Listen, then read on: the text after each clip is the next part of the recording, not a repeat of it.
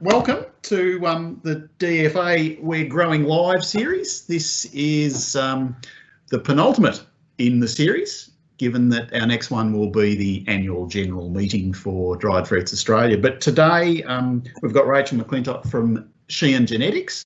Rachel's going to have a chat to us about some of the new varieties that they've actually got in line for potentially dried fruit production.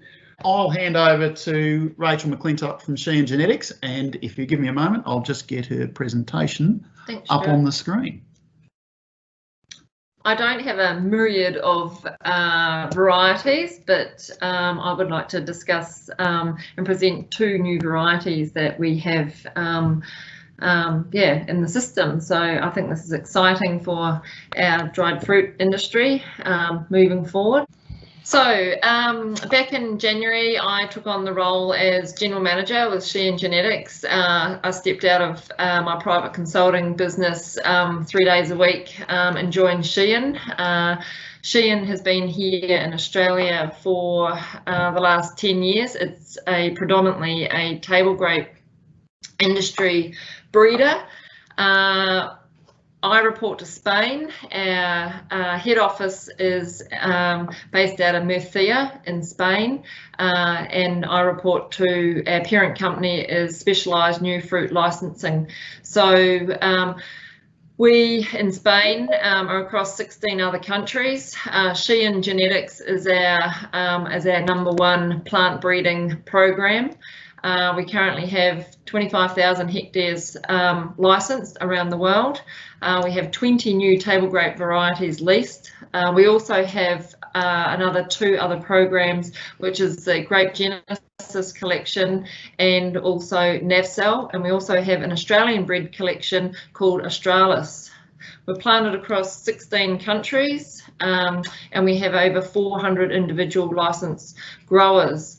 On the table grape platform, we're producing around 50 million cartons each year out in the table grape sector.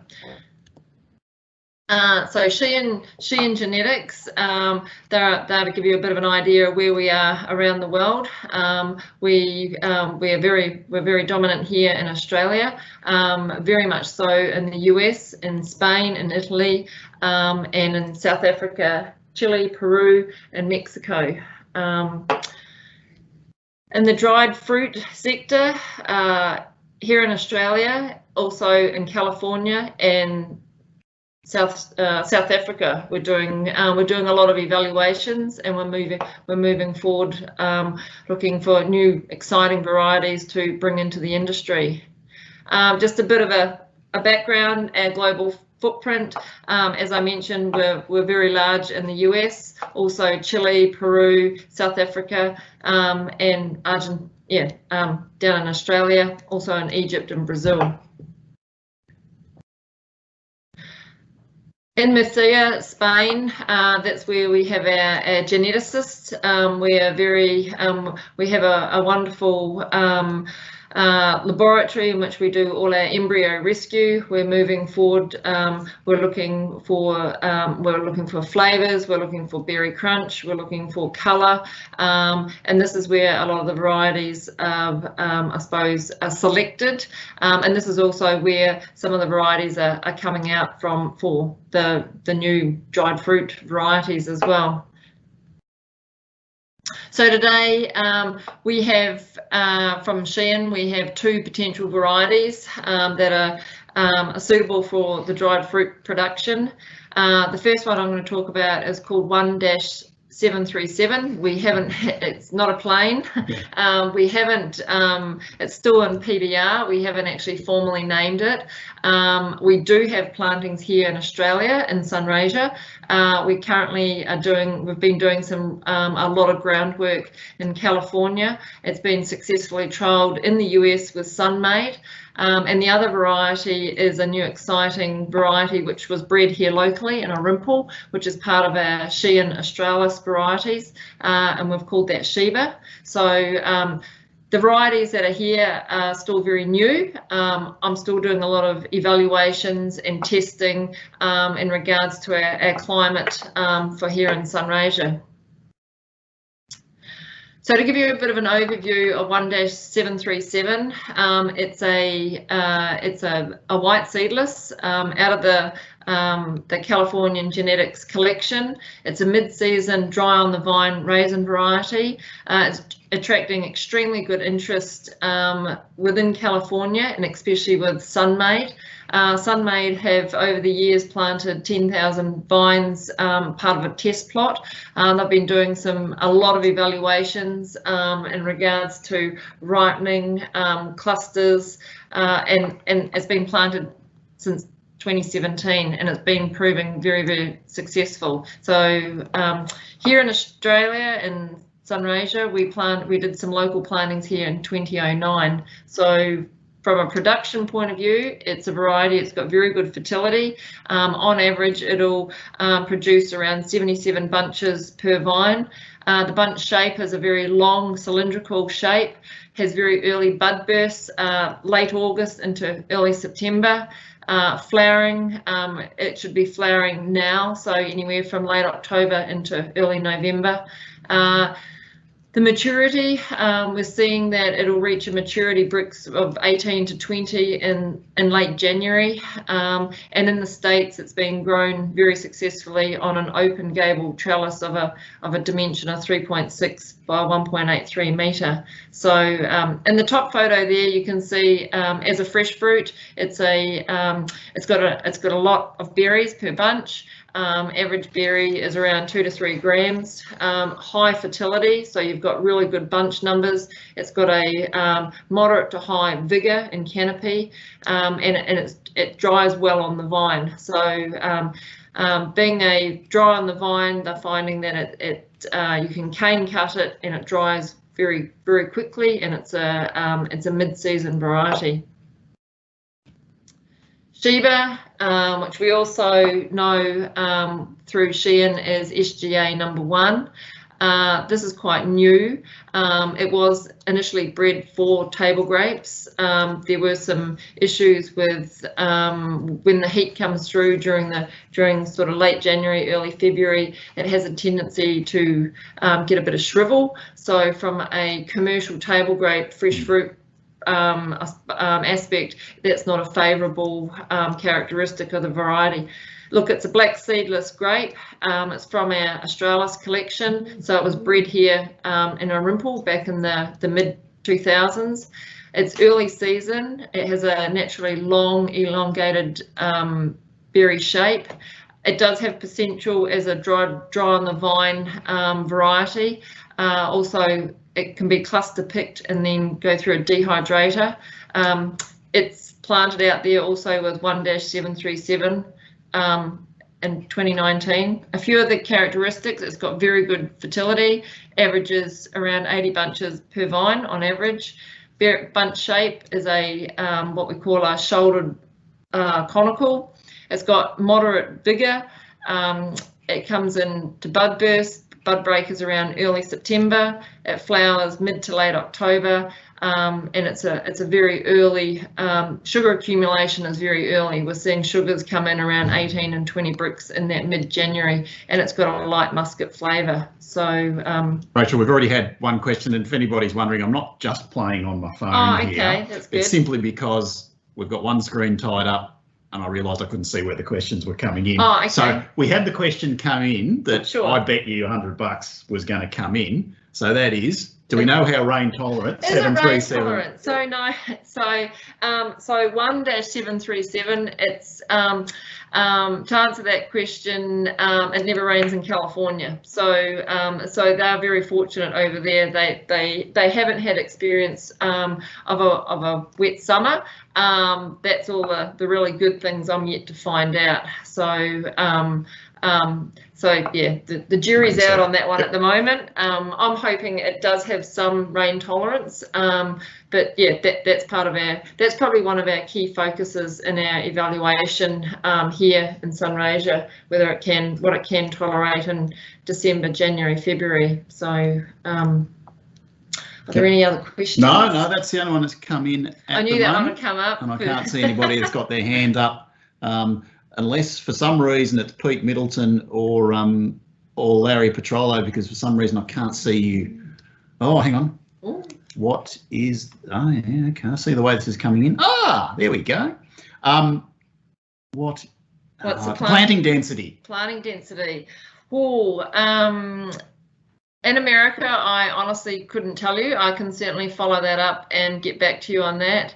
At the moment, with Shiba, it's been typically planted very similar to a table grape farming, so you're looking at around the 1,250 vines per hectare, but I think it's a variety that you could probably go, you certainly could go closer. Does it look vigorous?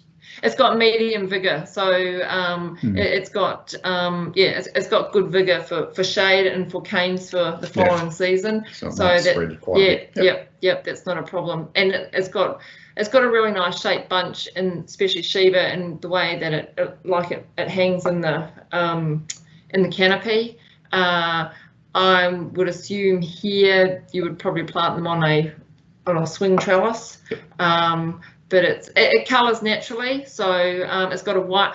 The Shiba's it's a black skin, but it has a white flesh. It's certainly seedless, and it's got good weight to it as well.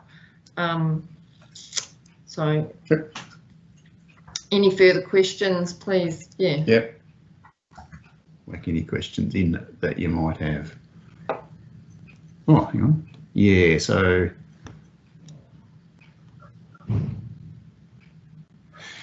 Yeah, so Ashley, good question.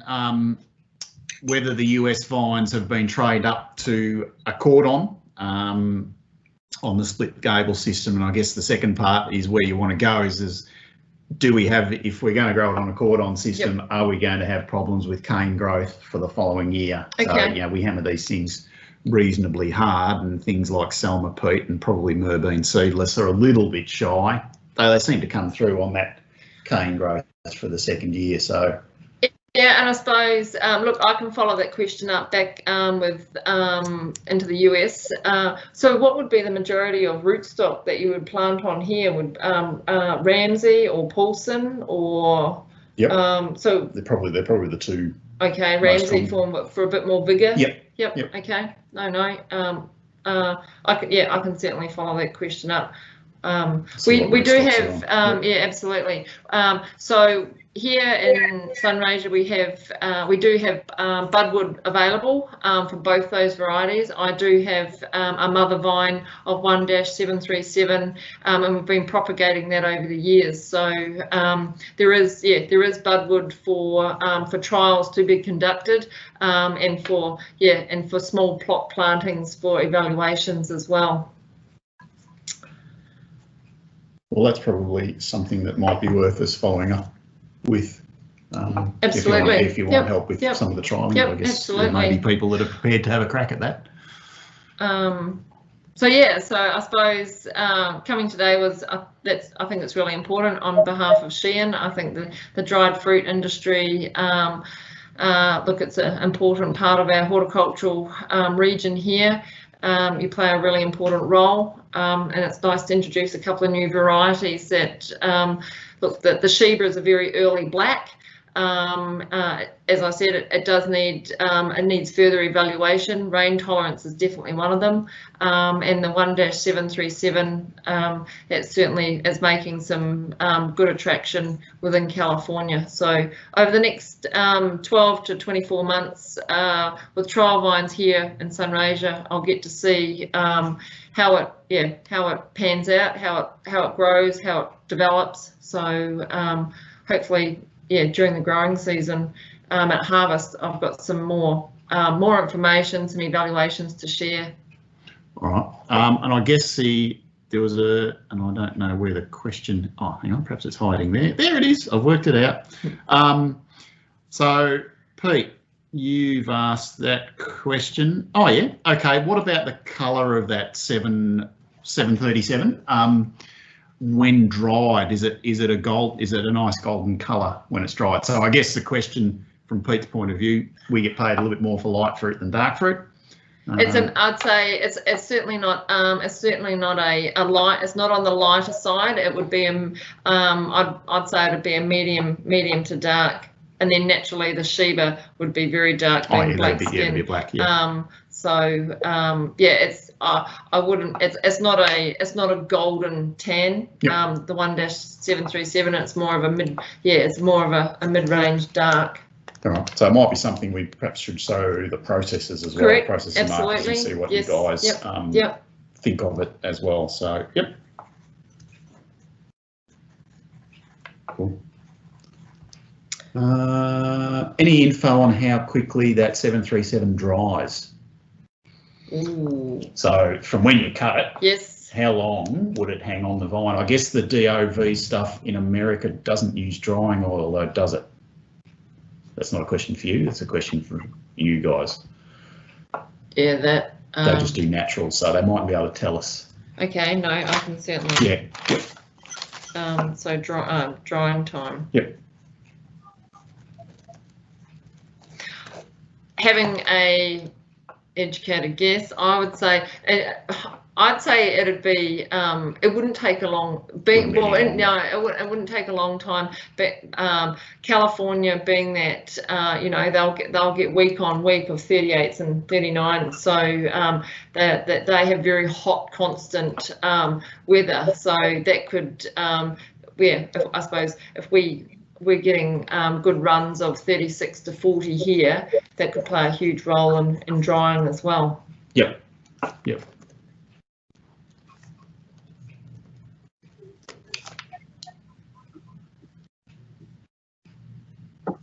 Okie dokie. All right. You got more on there? No, I haven't.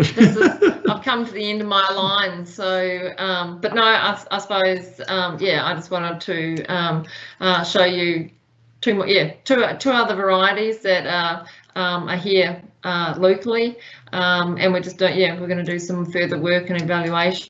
So hopefully it fits into a time frame. It's suitable for processes, and moving forward. Yep. All right. Now, at the end of it, we've got the other question that you bet me $100 that we get. What's that? So thanks, Larry. So what are the royalties? Yeah, so what's it cost?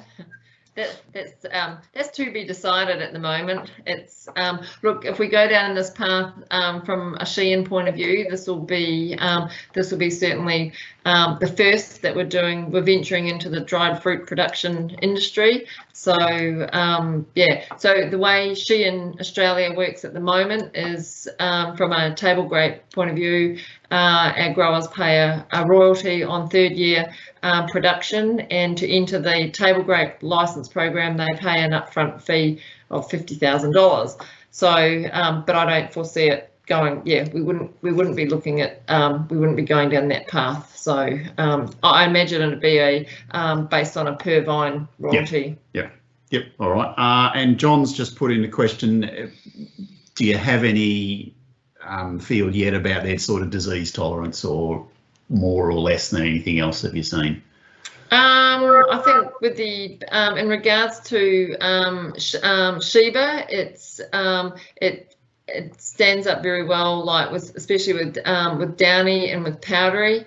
The conditions that we're having at the moment are wet flowering that could possibly down the track bring on latent botrytis, but generally they're pretty, I wouldn't say they're certainly disease resistant, but they the Shiba has because it's an early variety and it sugars quickly, it has a medium thickness skin, so it can tolerate a little bit of rain. Yep. So in regards to the 1-737, I would say that if anything is from a disease point of view in California, it would be powdery mildew, just due to the fact that they don't get rain during the summer period. Yep. All right. So we'll go back onto screen so we can see everybody again.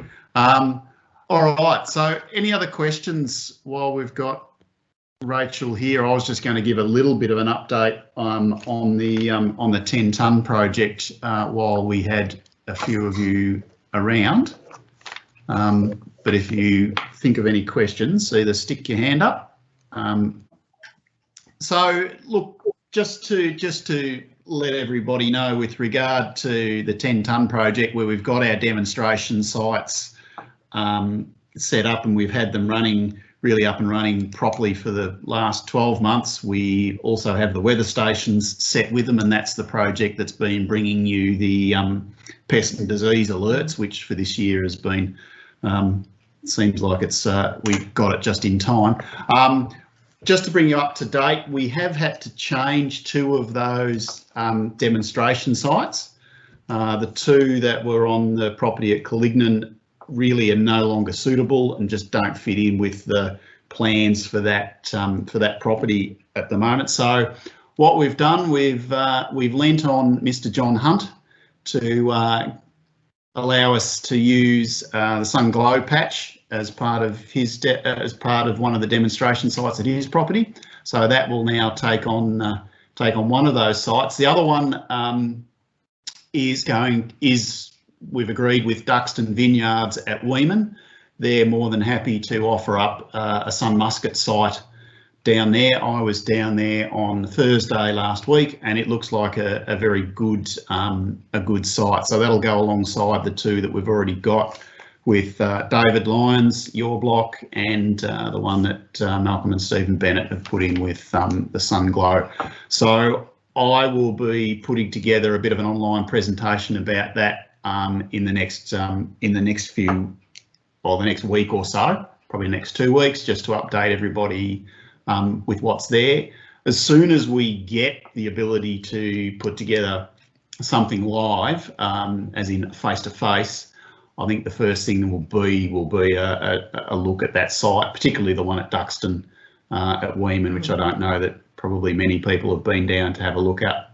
We might be able to squeeze 2 site visits in a day, but that'll be the one that we'll have a look at, I think, in the first instance. So we'll need to get that sorted. All right. Well, thank you, everybody. Do an evaluation, please. I still can't trade you a hamburger for it, but I would love it if you could do it.